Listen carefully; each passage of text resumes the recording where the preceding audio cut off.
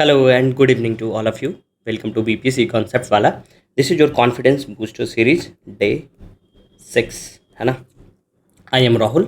आपको हम आज 10 क्वेश्चन करवाएंगे. आपको प्रोसेस पता है कि 7 बजे ये वीडियो जाएगा. उसके हाफ एन आवर पहले 6:30 में इसका PDF जाता है. आप अटेम्प्ट करेंगे. अटेम्प्ट करने के बाद आपको जो भी मार्क्स आता है ऑनेस्टली ईमानदारी से आप कमेंट में बताएंगे. हालांकि कुछ लोग तो टेस्ट सीरीज़ में भी डकैती कर ले रहे हैं, तो किसका लीजिएगा, क्या कर लीजिएगा, एग्ज़ाम में क्या करिएगा. सो बी ऑनेस्ट, है ना. सब देखता ऊपर वाला, है ना. तो बिना देर किए हुए शुरू करते हैं. और बाकी आपको फिर से बता देते हैं कि जिनका भी 5 नंबर से ऊपर आ रहा है उनको टेंशन लेने की ज़रूरत नहीं है. जिस तरीके से वो पढ़ाई कर रहे हैं, जिस तरीके से रिवीजन कर रहे हैं, उसी को वो कंटिन्यू करेंगे. अगर 5 से कम आ रहा है तो आप कॉल कर सकते हैं और पूछ सकते हैं कि क्या करना चाहिए. आप अपने रिवीजन प्रोसेस पे ध्यान दीजिए, आप क्वेश्चन लगाने पे ध्यान दीजिए, PYQ लगाइए, तर्कश लगाइए. ठीक है, ओके. सो पहला सवाल जो है वो देखेंगे कि which Maratha king was sent to live with Raja Jaisingh of Amber as a political hostage to ensure compliance with the treaty of Purandar. किस मराठा शासक को पुरंदर की संधि के पालन को सुनिश्चित करने के लिए राजनीतिक बंदी के रूप में, पॉलिटिकल प्रिजनर के रूप में आमेर के राजा जयसिंह के साथ रहने के लिए भेजा गया है. ये सवाल में आपको 2 चीज़ पता होना बहुत ज़रूरी है. पहले कि हु इज़ राजा जयसिंह, और दूसरा what is treaty of Purandar. Then you can relate कि हाँ ये हो सकता है, ये हो सकता है.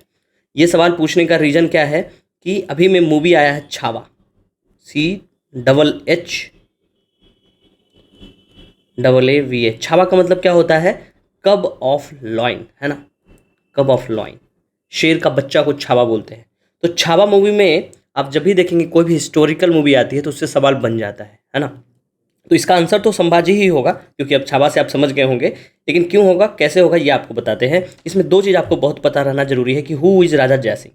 राजा जयसिंह जो हैं, जय से क्या होगा, जयपुर. तो इन्होंने ही जयपुर सिटी को बसाया था. यही है राजा जयसिंह. इनका जो डायनेस्टी था वो क्या था, कछवाहा डायनेस्टी, है ना. ये राजपूत कास्ट के थे, राजपूत थे, लड़ाका थे. इन्होंने ही, आपको पता है, जंतर मंतर बनवाया था. जंतर मंतर. और जंतर मंतर कितने शहरों में है? 5 शहरों में है. आप बताएंगे कमेंट करके कि कौन कौन शहर में जंतर मंतर बनवाया गया है और राजा जयसिंह के द्वारा बनवाया गया है. तो राजा जयसिंह जो आमेर के थे, उनका पॉलिटिकल हॉस्टेज किसके साथ हुआ था? ट्रीटी ऑफ पुरंदर में. तो ट्रीटी ऑफ पुरंदर क्या है? अगर ट्रीटी ऑफ पुरंदर की बात करेंगे, हम इसको मिटा दे रहे हैं, ट्रीटी ऑफ पुरंदर की बात करेंगे तो ट्रीटी ऑफ पुरंदर जो है 1665 में शिवाजी के साथ हुआ था. शिवाजी और राजा जयसिंह के साथ. उस समय जो राजा जयसिंह थे वो क्या थे? वो थे रिप्रेजेंटेटिव ऑफ मुगल्स, है ना. उस समय मुगल्स रूल किया करता था. तो मुगल का रिप्रेजेंटेटिव कौन थे? जयसिंह. और जयसिंह के साथ ये ट्रीटी जो था वो शिवाजी ने किया था. इसी में शिवाजी हार गए थे और इनके पॉलिटिकल प्रिजनर, इनके बेटा को रखा गया था पुरंदर में. और पुरंदर में ही इनका जन्म हुआ था. ये पुरंदर जगह कहाँ है? पुरंदर जो है वो पुणे में है. पुरंदर फोर्ट है, वहीं जन्म हुआ था संभाजी का. संभाजी जो है इनके बड़े लड़के हैं. ठीक है. एक पुरंदर और आप पढ़े होंगे, ट्रीटी ऑफ पुरंदर 1776 में हुआ था. किसके किसके बीच में? मराठा एम्पायर और ब्रिटिश ईस्ट इंडिया कंपनी के रूप में. तो ये इसके बारे में नहीं बोल रहा है. This question is talking about 1665, the treaty between Shivaji and Raja Jaisingh, है ना. Raja Jaisingh was the representative of Mughals. तो उस समय किसको रखा गया था? ट्रीटी तो हुआ था शिवाजी के साथ, लेकिन रखा किसको गया था कैप्टिविटी में? संभाजी को. And Sambhaji was the elder son of Shivaji. ठीक है. अब हम थोड़ा सा देख लेते हैं मराठा रूल के बारे में. ये जो पोर्ट्रेट बना हुआ है वो है संभाजी का. ठीक है. ये बड़े लड़के थे उनके. तो संभाजी में जो छावा मूवी आप देखेंगे तो उसमें एक पोएम एक जो दोहराया जाता है वो बहुत फेमस है. और जब देखेंगे तो आपका भी खून में उबाल आ जाएगा कि जो वो रिसाइट करते हैं कि मन के जीते जीत है और मन के हारे हार, हार गए जो बिन लड़े उन पर है धिक्कार, उन पर है धिक्कार. उन पर है धिक्कार जो देखे ना सपना, सपनों का अधिकार असल अधिकार है अपना. अपनों की खातिर कुछ करना आज हमें, अजर अमर कर देना है स्वराज हमें. तू माटी का लाल है, कोई कंकड़ या धूल नहीं, तू समा बदल के रख देगा, इतिहास लिखेगा भूल नहीं. तू भोर का तारा है, परिवर्तन का एक नारा है, ये अंधकार कुछ पल का है, फिर सब कुछ तुम्हारा है ना. और उनका जो कवि होता है वो बोलता है, सेवक का अधिकार, सेवक का आखिरी मुजरा स्वीकार करिए राजे. और राजे बोलते हैं, जो उनका जो पोएट होता है वो कहता है कि मैं नमक हूँ, तो बोलते तुम नमक नहीं चंदन हो कवि. देखिएगा, छोटा सा क्लिप होगा. तो ये पोएम बहुत अच्छा था, इसलिए मैंने रिसाइट कर दिया. अब हम देख लेते हैं मराठा एम्पायर के बारे में. बहुत जल्दी जल्दी। तो मराठा एम्पायर ना दो तरह से चलेगा, एक जो शिवाजी शुरू करेंगे और एक जो मराठा कॉन्फिडरेंसी, है ना। तो पहले हम देख लेते हैं कि मराठा एम्पायर था कहाँ, तो डेक्कन एरिया, है ना, डेक्कन एरिया जो आज का महाराष्ट्र का एरिया है, उसी के अगल बगल जो एरिया था ना, वही उसी एरिया में मराठा एम्पायर शुरू हुआ था। किसके द्वारा शुरू किया गया था? शिवाजी के द्वारा शुरू किया गया था, ठीक है। ये रूल करते हैं 1764 से लेके 1780 तक, है ना। इनका क्लैन का नाम क्या था? भोसले क्लैन, ठीक है, भोसले क्लैन। ये छत्रपति लेते हैं कि छत्रपति शिवाजी कहा जाता था। छत्रपति कहने का मतलब सोवरन, आज़ाद, है ना। इन्हीं के दो बेटे थे, एक थे संभाजी और दूसरे थे राजा राम। तो ये दोनों में बोला कि राजा कौन बनेगा, तो दोनों में वॉर ऑफ सक्सेशन होता है जिसमें संभाजी जीत जाते हैं और ये बनते हैं राजे, है ना। ये राजे बनते हैं, उसी में इनको फिर बाद में जो मुगल से लड़ाई होती है उसमें इनको संगमेश्वर में कैप्चर कर लिया जाता है और वहीं इनको एग्जीक्यूशन भी हो जाता है। इनका जो सर है वो धड़ से अलग कर दिया जाता है। उसके बाद ताराबाई आती है, शाहू आते हैं, शाहू के बाद बालाजी विश्वनाथ आएंगे और बालाजी विश्वनाथ के बाद ये जो मराठा एम्पायर था वो मराठा कॉन्फिडरेंसी में बदल जाता है। तो वो 1720 से लेके 1880 तक रूल करेंगे, है ना। इसी में फिर आप देखेंगे कि जो बालाजी विश्वनाथ थे उन्हीं के लड़के होते हैं बाजीराव, है ना, जो बोलते हैं कि चीते की चाल और बाजीराव की रफ्तार, है ना। तो ये बाजीराव आते हैं और यहाँ से ये सब शुरू होगा। तो आप एक बार रिवाइज कर लेंगे मराठा एम्पायर को। ये क्वेश्चन देने का यही मतलब था ताकि आप मराठा एम्पायर को रिवाइज कर लें। हो सकता है इससे सवाल प्रोबेबली बन सकता है ना। जब मराठा कॉन्फिडरेसी बनती है तो उसी में आप सुने होंगे फैमिलीज को कि सिंधिया, होलकर, पवार, गायकवाड़, भोसले, पेशवा, ये सब। तो ये सब यहीं कॉन्फिडरेसी से ही शुरू होता है और सब जो है वो मराठा एम्पायर से ही रिलेटेड है। ऑलराइट, तो आगे बढ़ेंगे हम। जो अगला सवाल है हमारा वो है कि who implemented ring fence policy? Hastings, Curzon, Dalhousie and Lytton. Ring fence policy को हिंदी में बोलते हैं घेरे की नीति। अब ये है क्या रिंग फेंस पॉलिसी, उसको हम थोड़ा सा समझ लेंगे कि मान लिया जाए ये जो शुरू किया गया था कि उसमें मराठाज, पेन बदल लेते हैं, ये येलो वाला कर लेते हैं, है ना। मराठा जो था वो बहुत तंग करता था ब्रिटिशर को, है ना। और उधर जो मैसूर किंगडम हुआ करता था, है ना, टीपू सुल्तान वाला, दोनों को तंग करता था। उसी क्या करता था, ये लोग अटैक कर देते थे। ये लोग मराठा जो लोग हैं वो सोचिए बंगाल तक आके अटैक कर देता था, बंगाल में आके अटैक कर दिया। तो इसको बचाने के लिए, अवध हो गया, ये सब रीजन को बचाने के लिए ब्रिटिश क्या बोला, एक काम करते हैं कि हम बफर स्टेट बनाते हैं, है ना। और बफर स्टेट में जो सैनिक होगा, है ना, वो क्या होगा, ब्रिटिशर होगा। और उसके लिए तुमको क्या करना होगा, पैसा देना होगा। पैसा कौन देगा? जैसे अगर आप अभी अपने अंगरक्षक को रखते हैं, बॉडीगार्ड को रखते हैं, तो कोई जो सिक्योरिटी कंपनी वाला होता है वो एक बॉडीगार्ड देता है, लेकिन पैसा कौन देता है? आप देते हैं। तो वही था रिंग फेंस पॉलिसी। ये किसके द्वारा किया गया था? ये हेस्टिंग के द्वारा किया गया था। और हेस्टिंग के बारे में अगर बात किया जाए तो ये पहले first governor general of India होते हैं और ये सर्व कब से कब करते हैं? 1773 से लेकर 1785 तक करते हैं, ठीक है। अगर हम बात करेंगे यहाँ पे लिट्टन की, कि लिट्टन कौन है, तो लिट्टन जो है ये वाइसरॉय ऑफ इंडिया रहे हैं। वाइसरॉय ऑफ इंडिया कब से कब तक? 1876 से लेके 1880 तक, है ना। इनके समय में क्या हुआ था? ग्रेट फाइमाइन हुआ था, है ना, सूखा पड़ गया था। उसके बाद आप देखेंगे कि दिल्ली दरबार भी इनके समय में हुआ था और वर्नाकुलर प्रेस एक्ट भी लिट्टन के समय में ही आया था, ठीक है। अगर हम थोड़ा सा बात करेंगे कर्जन का, तो कर्जन या हेस्टिंग, पहले हेस्टिंग का देख लेते हैं, है ना, पेज है, हाँ है। पहले हेस्टिंग का हम देख लेते हैं। हेस्टिंग तो क्या हुआ कि हेस्टिंग ने रिंग फेंस पॉलिसी लाई, लेकिन इसके अलावा जो और इम्पॉर्टेंट है कि जो बंगाल में जो डुअल सिस्टम ऑफ गवर्नेंस था उसको ये एबॉलिश कर दिया था, हटाया था। कौन किया था? हेस्टिंग। और हेस्टिंग कब से कब रूल किया? जब he was the general governor of Bengal, लेकिन ये पहले कन्वर्ट कर दिया गया था और जिनको बनाया गया था first governor general of India. Alright, और इन्होंने ही एबॉलिश किया था डुअल सिस्टम ऑफ गवर्नेंस इन बंगाल। उसके बाद हम देखेंगे अगला जो ये ऑप्शन था इसमें, हेस्टिंग को तो देख लिए कि ये रिंग फेंस पॉलिसी और dual system of governance attack. Curzon क्या क्या किया, कर्जन के बारे में देख लेंगे। कर्जन जो है नाम से ही दिखता है कि खचड़ा है, तो ये क्या था? वाइसरॉय था, वाइसरॉय ऑफ इंडिया। और ये 1899 से लेके 1905 तक, मतलब देखिए 1905 में क्या हुआ था? बंगाल विभाजन, है ना, पार्टीशन ऑफ बंगाल। तो ये कौन करवाया था? कर्जन माँ, ठीक है। और इसी के समय में एक रिलीग कमीशन बना था जो किस चीज़ के लिए था? इंडियन यूनिवर्सिटी के लिए, इंडियन यूनिवर्सिटी के लिए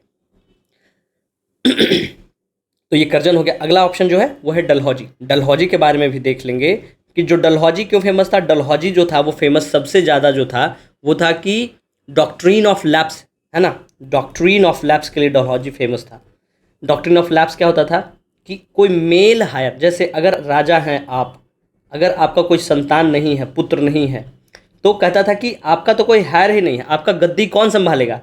तो ये डलहौजी बोला डॉक्ट्रिन ऑफ लैप्से के हिसाब से कि हम क्या करेंगे, आपको एनेक्स कर लेंगे और वो सब कुछ हम करेंगे क्योंकि आपका कोई मेल हायर नहीं है। इसीलिए आप देखे होंगे कि सतारा में झांसी की रानी, क्योंकि रानी की झांसी के कोई बच्चा नहीं था, तो इसीलिए वो अडॉप्ट करती हैं और बहुत लड़ाई झगड़ा जो होता है वो आप पढ़े होंगे। नागपुर, अवध, डॉक्ट्रिन ऑफ लैप्से से ही इसने एनेक्स कर लिया था। ये गवर्नर जनरल ऑफ इंडिया रहा था कब से कब तक, 1848 से 1856 तक। अब बात करेंगे अगर कि इसका और अचीवमेंट क्या है, तो रेलवे जो हमारे यहाँ जो शुरू किया गया है वो इसी के द्वारा शुरू किया गया था। वो कब किया गया है, फर्स्ट रेलवे लाइन 1853 में इन्होंने शुरू किया था। कहाँ से कहाँ किया था, है ना, बॉम्बे से थाने के बीच में। आप क्या बताएंगे कि ये तो पहला रेलवे लाइन जो डीजल इंजन, जो डीजल से भी पहले अगर देखेंगे तो कोयला से जो चलता है वो शुरू किया गया था। आपको बताना है कि फर्स्ट इलेक्ट्रिसिटी से चलने वाला रेलवे लाइन कहाँ से कहाँ बना और कब बना। और एक चीज़ और कि ये टेलीग्राम, आज वाला टेलीग्राम नहीं, जो वो टेलीग्राम जो करते थे वो वाला आउटपोस्ट सिस्टम, वो भी ये शुरू किया गया था। ये कब शुरू किया था वो भी आप कमेंट करके बताएंगे। तो ये चारों के चारों ऑप्शन देख लिए, हेस्टिंग को भी, कर्जन को भी, डलहौजी को भी, लिट्टन को भी। लिट्टन से याद रखेंगे वर्नाकुलर प्रेस एक्ट और ग्रेट फाइमाइन और दिल्ली दरबार। ठीक है, अगला सवाल पे आते हैं। अगला सवाल देखिए जेपी के बारे में कि Jayaprakash Narayan escaped from Hazaribagh jail on which date. आप सबको पता होगा कि हजारीबाग जेल ये कब जाते हैं, जब क्विट इंडिया मूवमेंट शुरू होता है, जब गांधी जी वहाँ से डू और डाई, है ना, कि या तो देश को बचा लो, नहीं तो देश को बचाने के लिए हम लोग क्या करेंगे, मर जाएंगे। तो डू और डाई का जब नारा देते हैं तो यहाँ बिहार में एक्टिव जो लोग होते हैं सबको पकड़ के कहाँ कर दिया जाता है, जेल में डाल दिया जाता है। राजेंद्र बाबू को भी, जो भी उस समय के लीडर्स होते हैं सबको जेल में डाल दिया जाता है। तो जेपी को भी पकड़ के कहाँ डाल दिया जाता है, हजारीबाग जेल में। तो हजारीबाग जेल में जाते हैं, लेकिन ये सोचते हैं कि जब हम जेल में रहेंगे तो हमारा जो देश है वो कैसे आज़ाद होगा। तो वो क्या करते हैं कि प्लान करते हैं कि ऐसे तो हम यहीं चक्की पीसते रह जाएंगे, सड़ते रह जाएंगे, हमारा देश तो फिर से गुलाम का गुलाम ही रह जाएगा। तो ये लोग प्लान करते हैं कि हम लोग क्या करेंगे, भाग जाएंगे। तो कैसे भागेंगे, वो प्लान करते हैं कि दिवाली के दिन सब जश्न में रहता है ना, तो उसी दिन वो भागेंगे। और उस दिन जो डेट था वो था 9 नवंबर 1942, है ना, उसी दिन भागते। तो ये डेट याद रखिएगा, आप लोगों को सबको पता होगा कि दिवाली का दिन था। ये एग्जाम में पूछा हुआ तो हो सकता है सर पूछ, लेकिन कौन सा डेट को भागे थे, तो दैट वाज 9 नवंबर 1942, है ना, जिस दिन वो भागे थे। थोड़ा सा हम जेपी के बारे में देख लेते हैं। जेपी को जो है कहा क्या जाता है, लोकनायक बोला जाता है ना, लोकनायक, लोगों के हीरो थे, है ना, हीरो ऑफ द पीपल। कहाँ के रहने वाले थे, इनका जो गांव था वो है सिताब दियारा। सिताब दियारा कहाँ है, सारण डिस्ट्रिक्ट में। ठीक है, इनका जो शादी हुआ था एक बहुत दिग्गज वकील के बेटी से हुआ था, ब्रजकिशोर प्रसाद। जो आप जब ब्रजकिशोर प्रसाद की बात करेंगे तो आप उसको रिलेट करेंगे चंपारण से, कि जब गांधी जी आए थे तो उनके साथ ब्रजकिशोर प्रसाद ही गए थे। ठीक है, और ब्रजकिशोर प्रसाद इज ऑल्सो इम्पॉर्टेंट, क्यों, क्योंकि 1916 में जो अधिवेशन हुआ था उसमें ब्रजकिशोर प्रसाद ही थे जो ड्राफ्ट वगैरह करके गांधी जी को बताए थे। तो Brajkishore Prasad very big lawyer from that time. उन्हीं की बेटी थी प्रभावती, उन्हीं से इनकी शादी हुई थी। ठीक है, और ये बहुत बड़े सोशलिस्ट हैं, है ना, समाजवादी। तो इन्हीं के नाम पे देखिएगा जो भी पार्टी वार्टी रहेगी तो जब भी सोशलिस्ट की बात आएगी तो इनका और एक राम मनोहर लोहिया दोनों का फोटो लगा दिया जाएगा। बाकी इनका जो कहना था सोशलिज्म पे वो नहीं फॉलो करेंगे, लेकिन इनका फोटो लगा दिया जाएगा, है ना। इसीलिए इन्होंने एक बुक लिखा था why socialism written by JP only. ठीक है, तो ये क्या करते हैं कि 9 नवंबर को ये भागते हैं, वहाँ से भाग के जाते कहाँ हैं, तो हजारीबाग से वो सीधा जीटी रोड पकड़ के भाग जाते हैं नेपाल, है ना। और नेपाल में कहाँ जाके छुपते हैं, वहाँ एक राजबिलास का जंगल है, राजबिलास का जंगल में है बकरी का टापू का मतलब आइलैंड। वहीं पे जाके ये करते हैं गुरिल्ला वॉरफेयर और वहाँ पे बम बनाने का प्रैक्टिस करते हैं।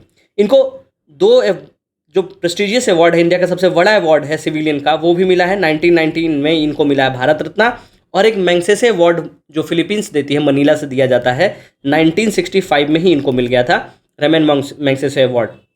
रेमन मैग्सेसे के अवार्ड की अगर बात करें तो इसको बोला जाता है नोबेल ऑफ एशिया। ठीक है, आपको ये बताना है कि ये इनके साथ जेल में और कौन कौन लोग थे जो इनको साथ लेके भागे थे, है ना, क्योंकि he was not that strong, है ना। तो इनके साथ कुछ और लोग थे और ऐसा कहा जाता है कि कुछ लोग जो थे इनको अपने कंधे पे बिठा के भागे थे, है ना। तो आप बताइएगा कमेंट करके अगर आपको पता है तो।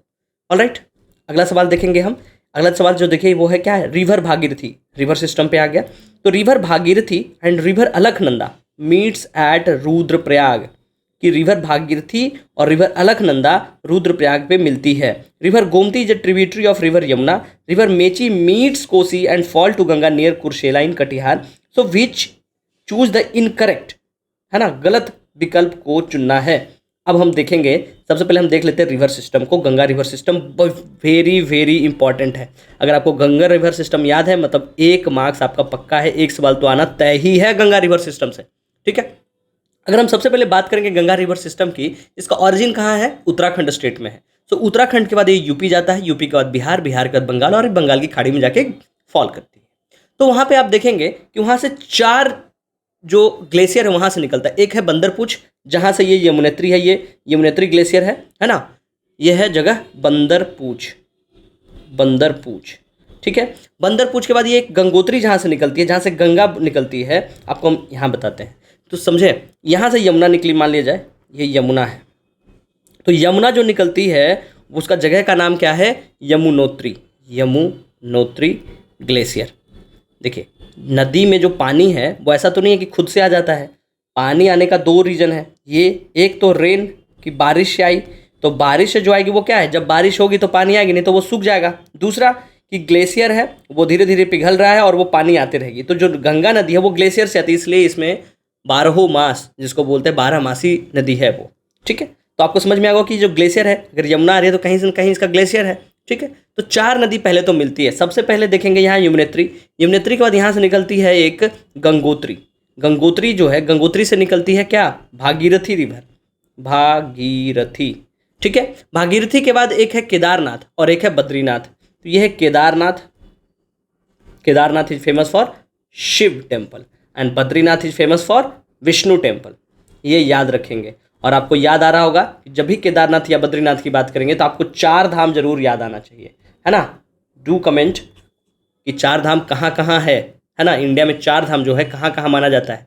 आपको हम हिंट दे रहे हैं कि अगर हम मैप इस तरीके से देखेंगे तो 4 धाम में, तो इस तरीके से, तो एक यहाँ होगा, एक यहाँ होगा, एक यहाँ होगा, चारों डायरेक्शन में 4 धाम करके बनाया गया है, ठीक है। तो 4 धाम कौन कौन सा आप बताएंगे। तो अगर बद्रीनाथ से जो निकलते हैं, यहाँ से निकलेगी अलकनंदा, ALAKHNANDA, अलकनंदा। केदारनाथ से जो निकलेगी वो निकलेगी मंदाकिनी, मंदाकिनी। तो सब जाके मिलेगी किस में, अलकनंदा में। और जब सब मिल जाएगी उसके बाद वो बनेगी गंगा, ठीक है। तो सबसे पहले हम देखेंगे कि केदारनाथ से जो निकल रही है ना वो यहाँ आके मिल गई गंगा में। तो जो जहाँ पे वो मंदाकिनी मिलती है उसको बोलते हैं रुद्रप्रयाग, रुद्रप्रयाग, ठीक है।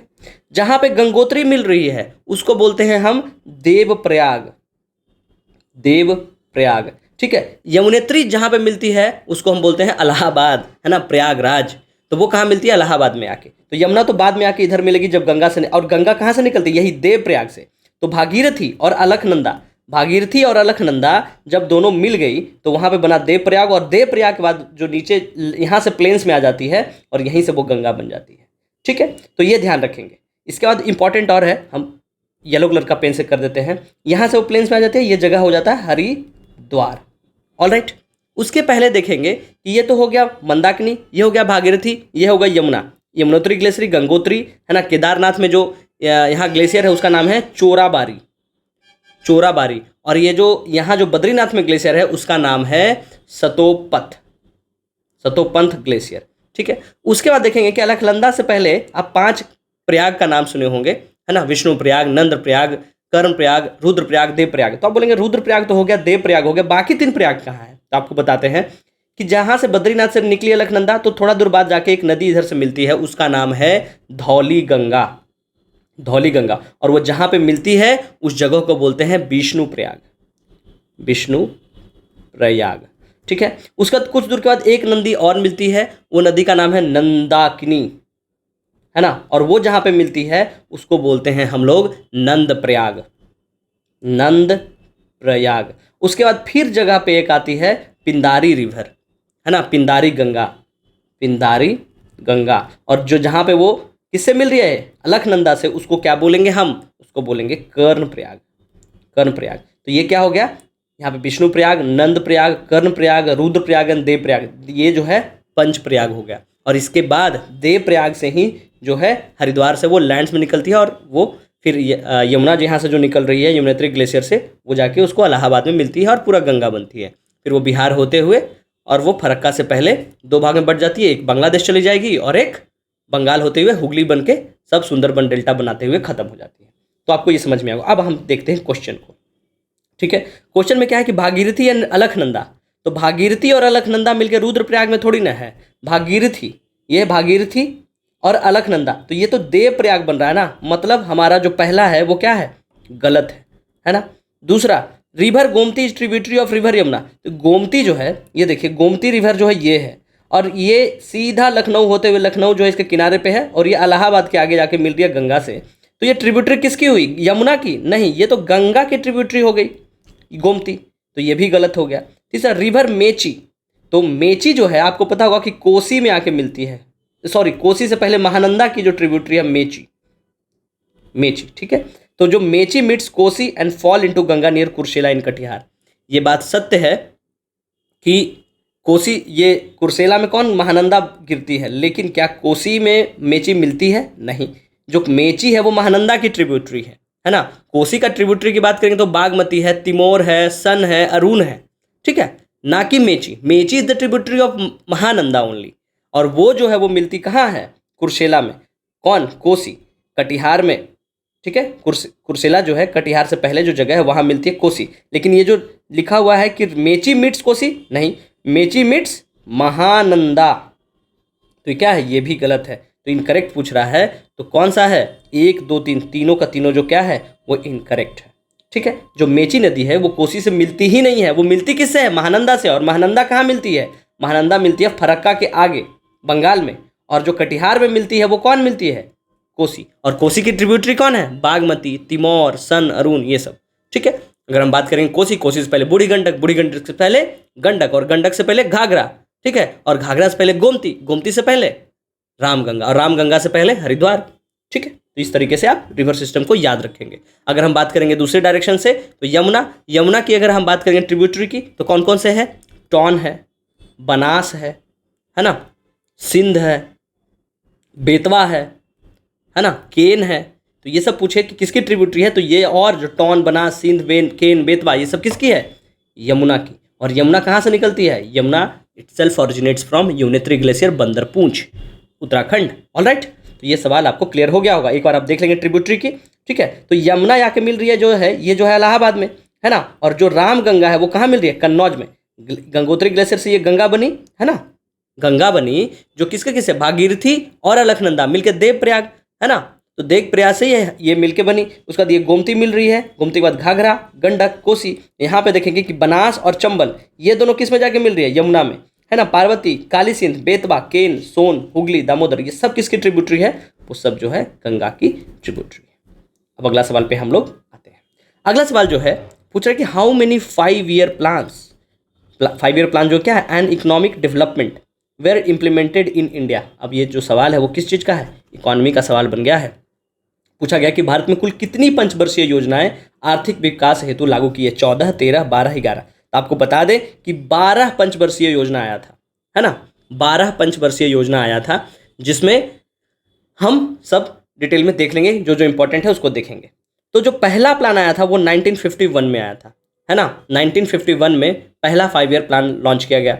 इसमें जो पहला प्लान था उसमें इसको बोलते हैं हेरोड दोमर मॉडल। ठीक है, इसमें जो फोकस किया गया था वो एरिया क्या था कि जब हमारा देश आज़ाद हुआ तो सबसे पहले सोचे कि हमारा जो देश है वो क्या है? कृषि प्रधान देश है, एग्रीकल्चर बेस्ड इकॉनमी है। तो हम लोग सबसे पहले सोचे कि इरिगेशन पे ध्यान देंगे, है ना, इरिगेशन पे ध्यान देंगे, है ना, एग्रीकल्चर पे ध्यान देंगे। तो हम क्या करेंगे? एग्रीकल्चर और इरिगेशन की बात करेंगे तो हम डैम बनाएंगे, है ना। डैम के बारे में नेहरू ने क्या कहा था कि ये जो मॉडर्न टेम्पल अगर किसी को बोलेंगे वो क्या होगा? डैम होगा। तो हम भाखड़ा नांगल जो डैम बना था वो पहला 5-year प्लान के हिसाब से ही बना था, और इसमें जो टारगेट रखा गया था 2.1% का, कि हम लोग 2.1% के हिसाब से हम क्या करेंगे? प्रोग्रेस करेंगे, लेकिन वो हम लोग किए कितना 3.6% के हिसाब से। उसी तरीके से फिर हर 5 साल में दूसरा आया, तो 1956 से 1961 में, इसको बोलते हैं क्या, महालनोबिस प्लान। महालनोबिस प्लान आप लोग सब पढ़े होंगे। इसमें क्या क्या, इसमें जब देख लिए कि हम एग्रीकल्चर पे ध्यान दे दिए, तो हम इसमें क्या करेंगे, रैपिड इंडस्ट्रियलाइजेशन। रैपिड इंडस्ट्रियलाइजेशन कि हम इंडस्ट्री खोलेंगे। तो आपको क्या बताना है कि कहाँ कहाँ इंडस्ट्री खोला गया था, दुर्गापुर में, राउरकेला में, ये सब जगह में इंडस्ट्री खोला गया। इसमें टारगेट रखा गया था 4.5% का, एंड वी अचीव्ड 4.3%, स्लाइटली से हम रह गए। तीसरा जो है 1961 में, है ना, से 1966, इसमें बोला गया कि अब हम इतना, जो हमारा इकॉनमी है, our economy is that matured, इतना हमारा परिपक्व हो गया है कि हम लोग सेल्फ रिलायंट की बात करेंगे, सेल्फ जनरेटिंग की बात करेंगे, है ना। और इसमें बोला गया कि हम टारगेट रखेंगे 5.6% का, कि हम लोग 5% 6% की से डेवलप करेंगे, but we have developed our economy by 2.8% only, and the reason was China war. क्योंकि हम लोग 1962 में चाइना वॉर लड़े, उसके बाद तुरंत 3 साल बाद हम इंडो पाक वॉर लड़े 1965 में, तो इसके कारण क्या हुआ, डेवलपमेंट हमारा रुक गया। उसके बाद हम देखेंगे कि जो चौथा पांचवा जो है प्लान, है ना, जो 4th 5th 6th 7th 8th, इसमें क्या देखेंगे कि हम जितना टारगेट किए थे उससे ज़्यादा हर बार अचीव किए। जो 5th और 6th के बीच में एक बार आता है रोलिंग प्लान, है ना। रोलिंग प्लान, जब गवर्नमेंट चेंज होती है तो रोलिंग प्लान आता है ना। अगर आप देखेंगे कि गडगिल फार्मूला किसको कहते हैं, तो 4th प्लान को गडगिल कहते हैं, है ना। जो 3 एनुअल प्लान्स आया था 1966-69 में, इसको हम हॉलीडे बोलते हैं, है ना, हॉलीडे प्लान बोलते हैं, क्योंकि उसमें बोला गया कि थोड़ा आराम किया जाए, क्योंकि हमारा इकॉनमी तहस नहस हो गया था, चाइना वॉर लड़े, फिर इंडो पाक वॉर लड़े, इसलिए। अगर आपसे पूछा जाए कि नबार्ड कब बनाया गया था, तो जो नबार्ड है वो 6th 5 ईयर प्लान में बनाया गया था 1985 में। उसका देखो, जो सबसे इंपॉर्टेंट पूछा जाता है कि गरीबी हटाओ, गरीबी हटाओ का नारा किस पंचवर्षीय योजना में दिया गया था, तो वो है 6th 5 ईयर प्लान, है ना। जो 6th 5 ईयर प्लान है 1980 से 1985 वाला, इसी में, और इसको कौन डिजाइन किए थे, डीपी धर, इसलिए इसको डीपी धर प्लान भी कहते हैं, और इसी में दिया गया था removal of property. Sorry 5th में, गलत बोल रहे हैं हम, 5th 5 ईयर प्लान में 1974 से 79 वाले में, 1980-85 में तो नबार्ड बना, है ना। इसको बोलते डीपी धर 5th 5 ईयर प्लान में, है ना। और इसी में बोला गया था रिमूवल ऑफ प्रॉपर्टी की, गरीबी हटाओ, क्योंकि बहुत गरीबी हो गई थी। उसके बाद जो एग्जाम में सबसे ज़्यादा पूछता है 11th और 12th, जो 2007 से 2012 तक है, इसका पूछता है एम क्या है। इसका एम क्या था, towards faster and more inclusive growth, और इसके जो देख रेख करने वाले थे वो क्या थे, सी रंगराजन। उसका जो लास्ट हमारा 5 ईयर है 12th 2012 से 2017 तक, इसको बोलते हैं फास्टर। इसका जो एम था वो क्या है, faster, sustainable and more inclusive growth, ठीक है। तो ये था पूरा का पूरा 12 हमारा जो 12 प्लान आया था। आप इसको अच्छे से पढ़ लेंगे, एग्जाम में बीपीएससी में बहुत पूछता है, तर्कस में बहुत डिटेल में लिखा हुआ एक एक 5 ईयर प्लान के बारे में, कि कौन सा प्लान था, क्या हमारा ग्रोथ होना चाहिए था, क्या ग्रोथ हम किए थे, सब कुछ दिया हुआ है। जो इंपॉर्टेंट था मैंने आपको बता दिया, है ना। जो सबसे ज़्यादा इंपॉर्टेंट है वो गरीबी हटाओ 5th 5 ईयर प्लान वाला 1974 से 79। उससे बाद आपको पूछेगा कि रोलिंग प्लान कब किया गया था, तो रोलिंग प्लान जो है वो 1974 से 79 के बाद जो ये देखेंगे, तो यहाँ पे एक रोलिंग प्लान हुआ था, ठीक है। उसके बाद इसी को एबॉलिश करके बना दिया गया क्या, नीति आयोग, कि अब 5 ईयर प्लान नहीं लाएंगे, ठीक है। अगला सवाल पे हम आते हैं। अगला सवाल जो है हमारा वो है कि डिफिशियंसी ऑफ विच विटामिन, जिसको हम लोग क्या बोलते हैं, विटामिन, कि विटामिन, कौन से विटामिन की कमी के कारण दृष्टि की हानि होती है। दृष्टि की हानि मतलब लॉस ऑफ विजन, कि जो आपका आंख है वो ब्लर होने लगेगा, दिखना कम हो जाएगा, अंधेरा हो जाएगा, ठीक है।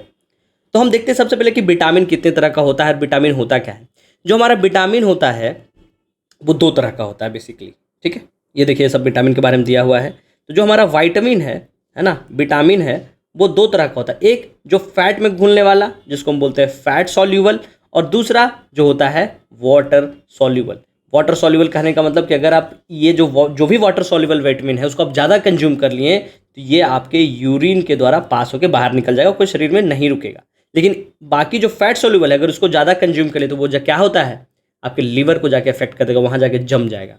तो फैट सॉल्यूबल कौन कौन सा है, वो है ए, डी, ई एंड के। ए, डी, ई एंड के, इसको ध्यान से आप रखेंगे याद, एडेक बोलेंगे, एडेक, ए, डी, ई, के, ये जो है वो क्या है, फैट सॉल्यूबल है।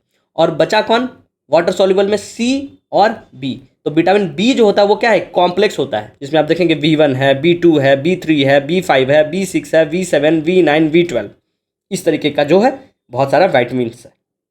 तो ए जो है आपसे पूछेगा एग्जाम में क्या, कि ए को क्या कहते हैं, तो ए को बोलते हैं रेटिनॉल।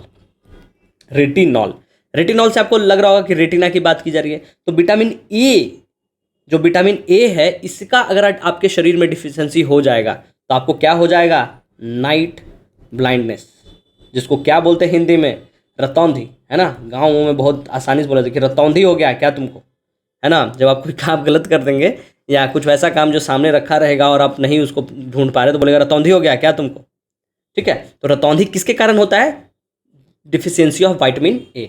इसके कारण एक और रोग होता है, उसको बोलते हैं जेरोप्थेलेमिया, जिसमें क्या होता है कि आपका जो स्किन है, जेरोप्थेलेमिया, ठीक है। इसमें क्या होता है जेरोप्थेलेमिया में, कि आपका जो स्किन है वो क्या हो जाएगा, ड्राई हो जाएगा, सूखा सूखा रहेगा, या फिर जो आपका लिक्रिकी ग्लैंड है, आपका जो आंसू है वो सूख जाएगा, ठीक है। उसका डी को क्या बोलते हैं, डी के बोलते हैं कैल्सीफेरॉल। कैल्सीफेरॉल ये कहाँ से मिलता है, ये जो है इकलौता विटामिन है जो हमारा शरीर सिंथेसाइज करता है, किससे, ये सूर्य की किरण से, है ना, सनरे से। उसका ई जो है, ई को क्या बोलते हैं, ई को बोलते हैं हम टोकोफेरॉल।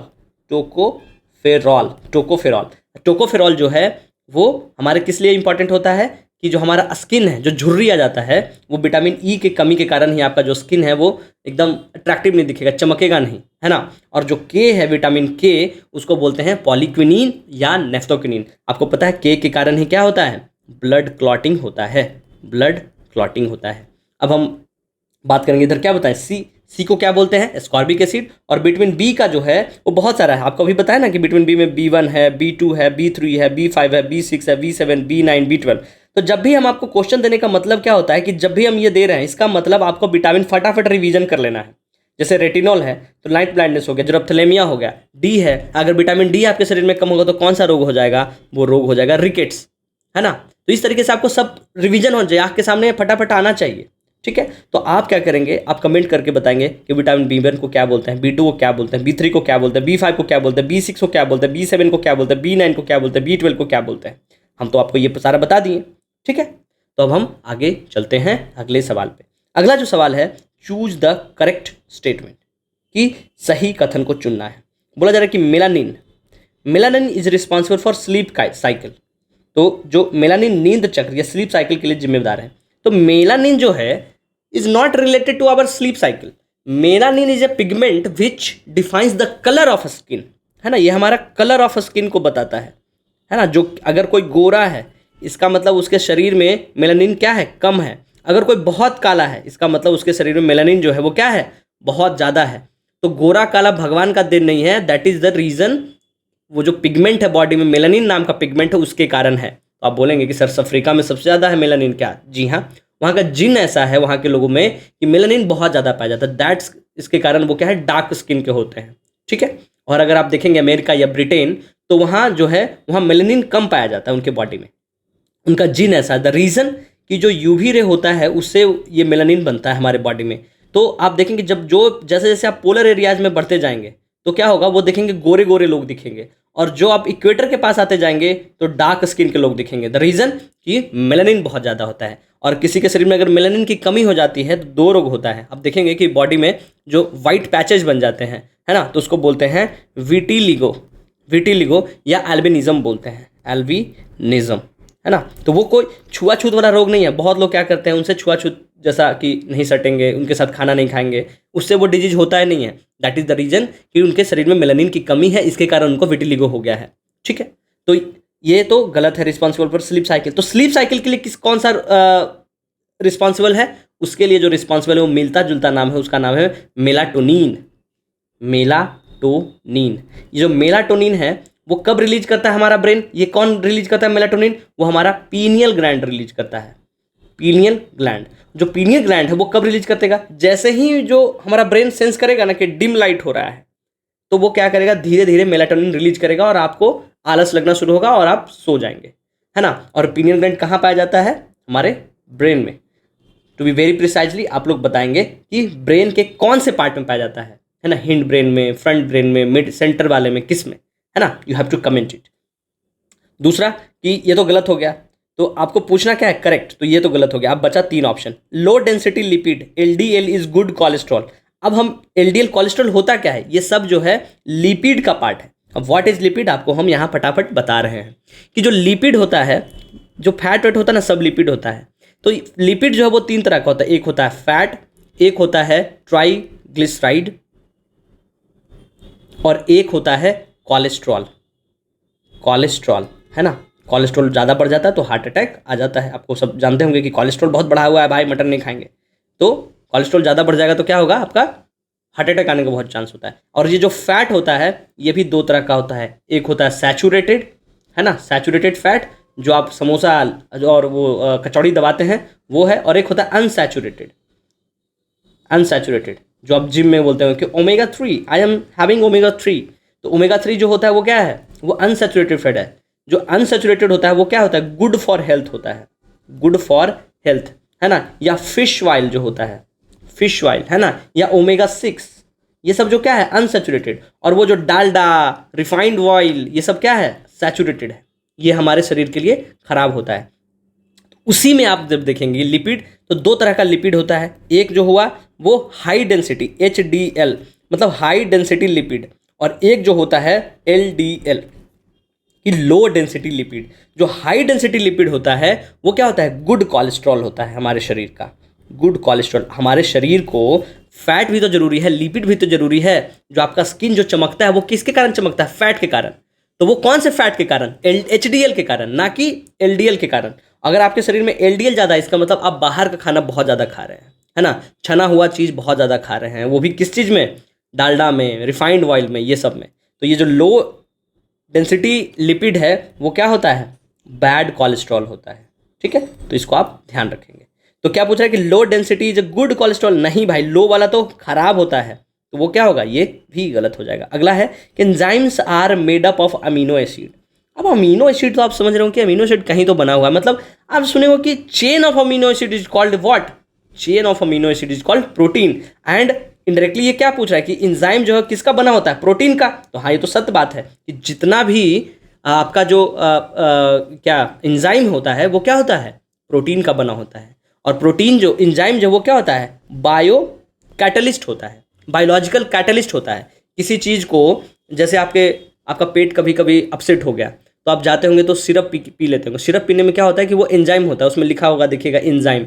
वो क्या करेगा कि आपको वो जो बॉडी में जो होगा उसको कैटलिस्ट के रूप में काम करेगा, तेज कर देगा इसके कारण। और वो होता क्या है, वो होता है प्रोटीन का ही बना हुआ। तो ये क्या है, मेड अप ऑफ अमीनो, इसका मतलब ये सही है। तो हमारा सी आंसर हो गया। डी क्या है, ऑल हार्मोन्स आर एंजाइम।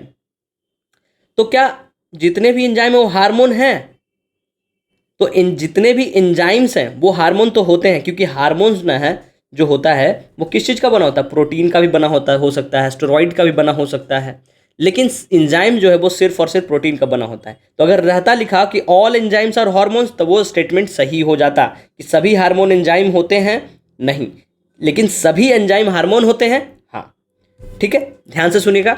सभी एंजाइम हार्मोन होते हैं तो हाँ, लेकिन सभी हार्मोन एंजाइम होते हैं नहीं, ठीक है। तो इसमें जो सही ऑप्शन है वो है सी, एंजाइम अमीनो एसिड अम्लों का बना होता है, और अमीनो अम्लों से बन के क्या बनता है, प्रोटीन, ठीक है। अगला सवाल पे हम आते हैं। हमारा जो अगला सवाल है वो है कि चूज द इनकरेक्ट स्टेटमेंट, गलत कथन को चुने। पहला क्या है कि in eye donation and transplantation only cornea part is used. आपको पता है कि जो आंख डोनेट करते हैं, बोला जाता है कि जब आप डेथ हो जाएगी तो आप अपना आई डोनेट किए हुए हैं, तो जैसे ही आपका डेथ होगा तो डॉक्टर्स आएंगे और आपका आंख निकाल के चले जाएंगे। तो क्या वो आंख का जो कैविटी है वो आपको दिखेगा? तो आंख डोनेशन में जो आई का कॉर्निया पार्ट होता है ना, बस वो डोनेट किया जाता है, ठीक है। इन्हीं के लेंस वेंस सब लेके गया, तो जो कॉर्निया पार्ट बस होता है। तो ये सही स्टेटमेंट है, ये गलत नहीं है। अगला पूछ रहा है कि presbyopia happens due to ageing. तो जो प्रेस बायोपिया है वो एजिंग के कारण होता है, हाँ, ठीक है। इसमें कौन सा लेंस यूज करते हैं प्रेस बायोपिया में? बाईफोकल लेंस, ये भी सही है। इन कैटरैक्ट, कैटरैक्ट किसको बोलते हैं? मोतियाबिंद को, कि मोतियाबिंद में लेंस अपारदर्शी हो जाता है, जो हमारे आंख में जो लेंस है तो हाँ हो जाता है, वो ओपेक हो जाता है। अगला सवाल जो पूछा गया कि hypermetropia is also called near sightedness. नहीं भाई, ये क्या है, गलत है। इसको क्या बोलते हैं? फार साइटनेस, ठीक है, इसको बोलते हैं फार साइटनेस। आपको हम बता देते हैं थोड़ा सा ह्यूमन आई के बारे में कि ये आँख है, ये जो काला वाला जो आपको दिखता है ना वो उसको हम बोलते हैं प्यूपिल। काला वाला के बाद जो नीला वाला, किसी के भूरे आँखें होती हैं, है ना, जो लोग बहुत आँखों में देखते हैं उनको पता होगा कि आइरिस क्या होता है। उनको पता है नहीं है कि आइरिस के बारे में बोलता है कि तुम्हारी आँखें झील जैसी हैं, तुम्हारी आँखें पहाड़ जैसी हैं। तो वो जो आइरिस के बारे में जो कवि वर्णन करता है कि आँखें झील जैसी हैं, वो आइरिस के बारे में बोल रहा था कि जो हमारी बंदी हैं, जो आपकी उनकी जो महिला मित्र हैं, उनकी जो आँखें, वो आइरिस के बारे में बोल रहा है कि वो झील जैसी हैं। और झील कैसा होता है? नीला होता है। ठीक है। वो जो सफ़ेद वाला पार्ट होता है वो क्या है? उसको बोलते हैं स्क्लेरा। और जो ऊपर में जो है जिसको आप पलक झपकाते हैं उसको हम क्या बोलते हैं? आईलिड बोलते हैं। ठीक है। और यहाँ पे कोने पे एक छोटा सा आपको दिखता होगा, उसको बोलते हैं टीयर डक्ट।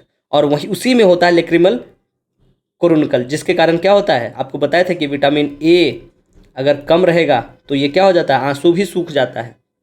ठीक है। तो ये तो सामने से दिखा। अब इसका क्रॉस सेक्शन देखिए। क्रॉस सेक्शन के बाद देखिए ये क्या है? सबसे अंदर जो ये लेंस है, और लेंस के बाहर ये जो पार्ट आपको दिख रहा है यही है कॉर्निया। और कॉर्निया ही यूज किस में किया जाता है? डोनेशन में या ट्रांसप्लांटेशन में, या ट्रांसप्लांटेशन में। तो ये आप ध्यान रखेंगे कि ओनली कॉर्निया पार्ट, ये नहीं कि आपका स्क्लेरा ले गया, आइरिस ले गया, प्यूपिल ले गया। नहीं भाई, वो सिर्फ कॉर्निया पार्ट को ले जाएगा आपके आंख से निकाल के और दूसरे के आंख में ट्रांसप्लांट कर देगा और वो आदमी देखना शुरू कर देगा। ठीक है। और जो हम आपको बता रहे थे कि रतौंधी जो होता है, ये नाइट ब्लाइंडनेस, वो किसके कारण होता है? रॉड्स और कोन्स के कारण। ठीक है। रॉड्स और कोन्स के कारण। ये सब जो है क्या है? कैपिलरी, ये सिलेरी बॉडी और मसल है। इसके अंदर जो लिक्विड होता है वो क्या है? विट्रस बॉडी है, ऑप्टिकल नर्व है ना, ये कैनाल है, ये रेटिना है इसके पीछे। इसी पे क्या होता है? पिक्चर बनता है। ठीक है। तो ये है हमारा ह्यूमन आई। उसके बाद हम आपको बता दे रहे थोड़ा सा कि जो आई डिफेक्ट होता है वो कौन कौन सा होता है। जो फेमस आप सुने होंगे, पहला उसको बोलते हैं हम मायोपिया। मायोपिया, मायोपिया किसको बोलते हैं? नियर साइटनेस को, है ना। इसमें क्या होता है? इसका ये उल्टा होता है। नियर साइटनेस लिखा हुआ है मतलब कि ये दूर वाला इसको ब्लर दिखेगा, है ना, कि फार विजन जो है वो क्या होगा? ब्लर होगा, ब्लर्ड। तो इसमें हम करेक्टेड लेंस, उसको ठीक करने के लिए कौन सा पहनेंगे? उसको हम पहनते हैं कॉनकेव लेंस, है ना। इसका मतलब कि वैसा आदमी जिसको मायोपिया हुआ है तो वो किस तरीके का चश्मा लगाएगा? कॉनकेव। जो चश्मा में जो लेंस रहेगा वो क्या होगा? अबतल लेंस होगा। ठीक है। एक होता है हाइपरमेट्रोपिया।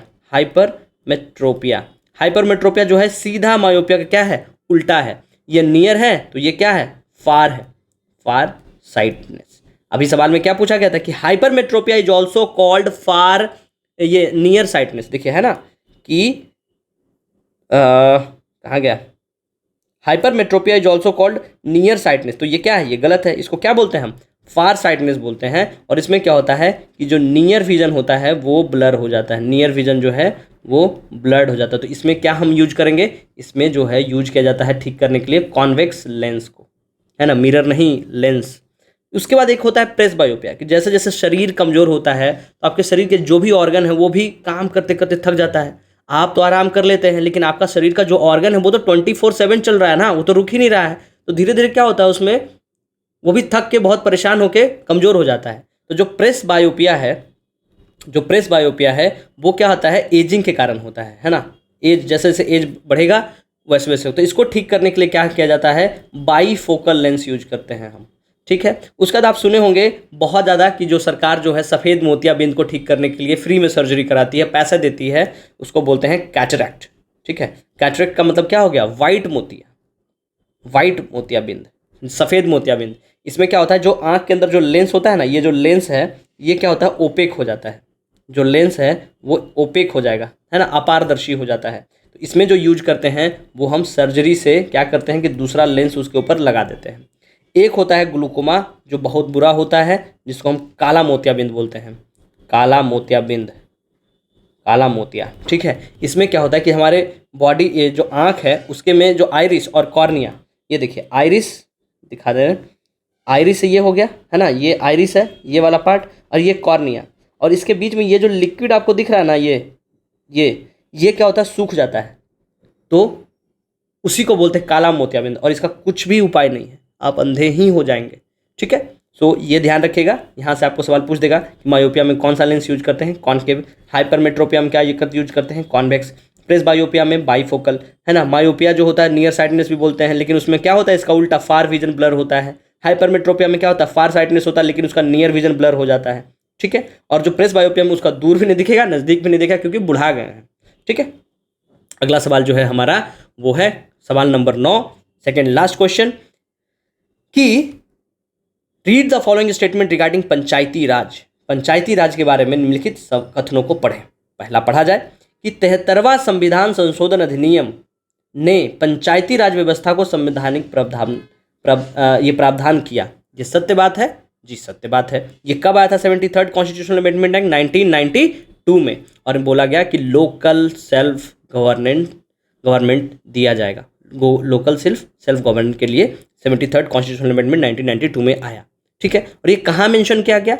इस जो मेंशन किया गया पार्ट 9 में, और शेड्यूल की बात करेंगे तो वो क्या होगा, 11th शेड्यूल में किया गया, ठीक है। अगर हम बात करेंगे कि पंचायती राज सिस्टम में कौन कौन से आर्टिकल हैं, तो आर्टिकल 243 से लेके आर्टिकल 243O तक सिर्फ और सिर्फ पंचायती राज के बारे में ही लिखा हुआ है।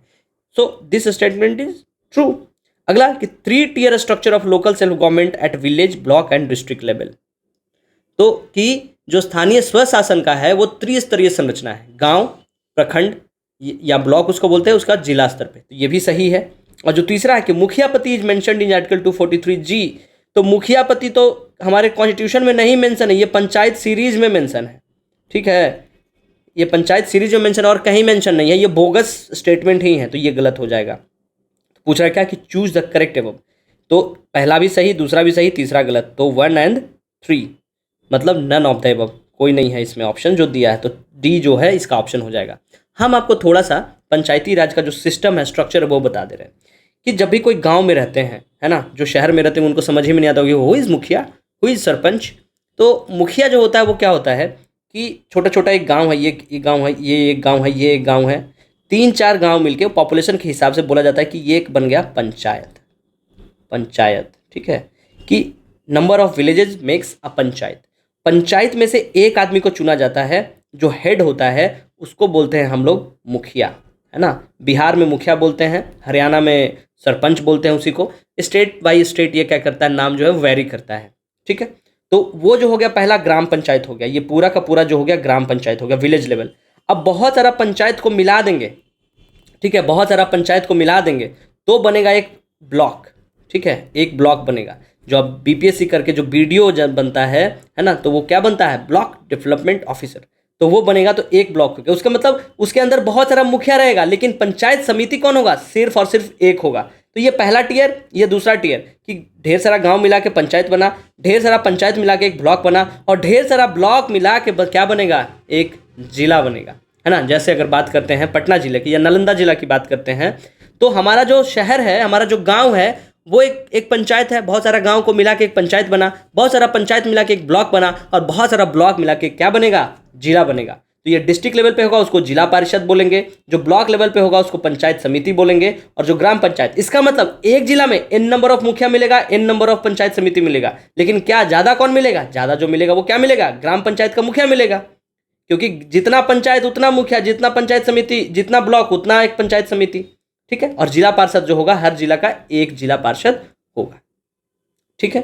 तो इस तरीके का जो है हमारा 73rd कॉन्स्टिट्यूशनल अमेंडमेंट में ये प्रोविजन दे गया पंचायती राज सिस्टम में। आपको क्या बताना है, ये तो गांव का हो गया, तो शहर में भी देखते हुए कि म्यूनसिपैलिटी होती है, उसमें भी एक चेयरमैन होता है, एक वार्ड होता है, ठीक है, वार्ड कमिश्नर होता है, मेयर होता है। तो वो क्या होता है, वो कौन से आर्टिकल में मेंशन किया हुआ है ना, वो कौन से शेड्यूल में मेंशन किया हुआ है, ये आप बताएंगे कहाँ, कमेंट करके, ठीक है, कमेंट करके। कमेंट करेंगे तो बोलेगा, आपको लगेगा कि उंगली में दर्द हो जाएगा, उंगली में दर्द नहीं होगा, वो आपको याद रह जाएगा। भले ही कहीं से देख के कमेंट करिए, लेकिन कमेंट करिए, ठीक है। अगला सवाल हमारा जो है वो है कि चूज द इनकरेक्ट मैच। इसको हम अंडरलाइन कर लेंगे या बॉक्स बना देंगे कि इनकरेक्ट चुनना है, सही को नहीं चुनना है। तो पहला जो है कि मैसेंजर मिशन के बारे में लिखा गया for the study of mercury, कि मरकरी के स्टडी के लिए मैसेंजर मिशन बनाया गया था। सही बात है। ये किसके द्वारा मैसेंजर मिशन बनाया गया था, नासा के द्वारा, है ना। नासा जो है अमेरिका की कंपनी है। दूसरा, new horizons for the study of Pluto, ये भी सही है। किसके लिए बनाया गया था, प्लूटो के लिए। तीसरा जो है फोवोस जो है किसका है, मून ऑफ मार्स, ये भी सही है। तो हम बोलेंगे, आप बोलेंगे कि मार्स का तो मून फोवोस है, तो हमारा मून है उसको मून ही बोलते हैं क्या, उसको हम लोग लूना बोलते हैं, उसका टेक्निकल नाम क्या है हमारा मून का, लूना, चंद्रमा को, ठीक है। इसको या आप बोल सकते हैं नेचुरल सैटेलाइट, नेचुरल सैटेलाइट।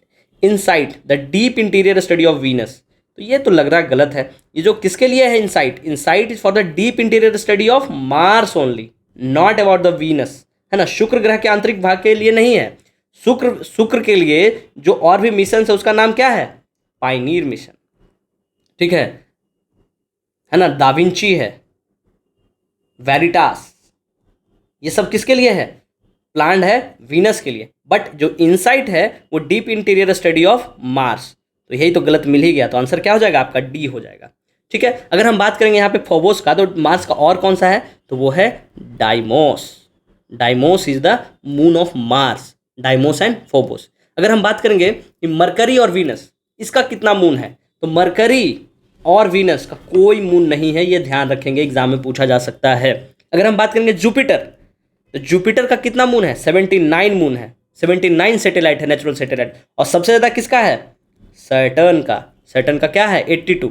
आपको एक दो पता होना चाहिए, आप कमेंट करके बताइए। चलिए हम ही बता दे रहे हैं, टाइटन नाम सुने होंगे, है ना, एटलस नाम सुने होंगे, वो सब किसका है, सैटर्न का। उसी तरीके से जुपिटर है, उसका जो सुने होंगे, यूरोपा सुने होंगे, है ना, कलिस्टा सुने होंगे, वो सब किसका है, जुपिटर का मून का नाम है, ठीक है, जुपिटर का मून का नाम है। आप एक और चीज़ सुने होंगे अभी, डार्ट मिशन। डार्ट का फुल फॉर्म क्या होता है, double asteroid redirection test. Redirection test ये किसके द्वारा किया गया है, ये किया गया है नासा के द्वारा ही, नासा के द्वारा। किस चीज़ के लिए, कि मान लीजिए हमारा अर्थ है, कोई एक एस्टेरॉइड आता है और बोला, आप हर बार सुनते होंगे कि 2020 में दुनिया सब खत्म हो जाएगा, लेकिन हुआ नहीं हुआ, क्यों, क्योंकि हम लोग सब पढ़ लिख रहे हैं, हम लोग को जानकारी मिल रहा है। तो ये जो डार्ट मिशन है, बोला गया कि ऐसा चीज़ करेंगे कि जो एस्टेरॉइड है उसका हम पाथ ही बदल देंगे, रीडायरेक्ट कर देंगे, या तो उसको वहीं ख़त्म कर देंगे तोड़ तोड़ के, और या तो उसको हम रीडायरेक्शन करके हम समंदर में गिरा देंगे, तो जो हमारा ह्यूमन सिविलाइजेशन है वो क्या हो जाएगा, बच जाएगा। आप एक चीज़ और बताइएगा यूनिवर्स से, एक होता है Goldilock zones, Goldilock zones. So what is Goldilock zones, आप कमेंट करके बताइएगा। सो आज का 10 का 10 सवाल खत्म हुआ, है ना। Thank you so much, thank you so much. आप लोग जो भी कमेंट, जो भी स्कोर ला रहे हैं, कमेंट करके बताइएगा। खूब अच्छे से पढ़ाई करिए, खूब अच्छे से मेहनत करिए, एग्जाम में चंद दिन बच गया है। डरने वरने का कोई ज़रूरत नहीं है, डरना वरना नहीं है ना। मन के जीते जीत है और मन के हारे हार। डरना वरना नहीं है, जो आता है उसी में फाइट करना है, ठीक है, लेकिन कॉन्फिडेंस से फाइट करना है। बाकी फिर मिलते हैं, थैंक यू सो मच।